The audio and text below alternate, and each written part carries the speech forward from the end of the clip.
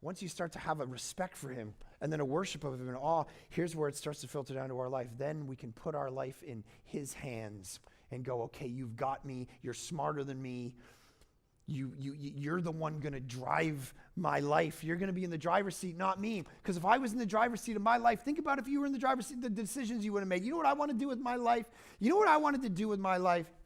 I wanted to be a writer. I wanted to be a screenplay guy. Right? And I've told you this before, I wrote a screenplay when I was 16 years old for Titanic 2. All right? Titanic 2. All right? I was going to be a billionaire. Actually, we had a Christmas party this past week, and we did kind of Secret Santa stuff, and one of the staff members ordered in a fine poster for me to honor my script writing, Titanic 2.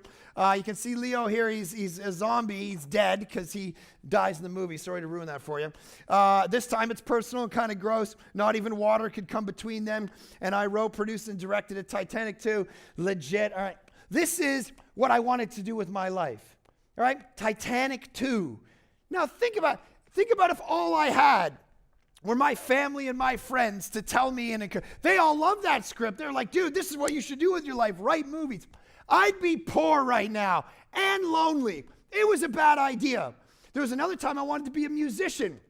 All right, I used to write all the time and sing, be in a band. Best thing I ever did was I rewrote the main elements of King Lear and put them into American Pie, the song. All right, I rewrote the whole 10-minute song. Bye, bye, Miss. To King Lear's state of mind. All right, this is why it's the play where everyone dies. They were singing. All right, that's what I did. Like everyone around me, hey man, great idea. I encourage you in that. You should do that with your life. Think about if all I had was my own desire. And then what happened? When I'm in the midst of that world, Jesus interrupted. And he said, knock it off. And a random stranger came up to me and said, I think you should become a pastor. And another person around a campfire a few days later said, I think you should become a pastor. And so I said, wait a minute, what about the writing? What about Titanic 2? All right.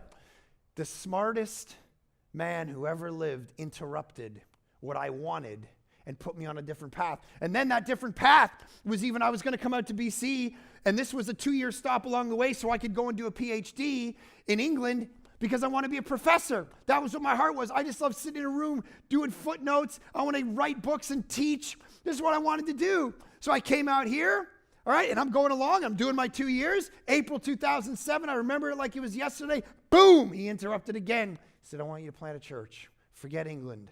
I want you to start a church. I want you to preach the gospel so that people meet me. He interrupted again because he's smarter than me. Here's your problem. You try to solve, as the disciples did, you and I try to solve all our own problems in life before we bring it to him.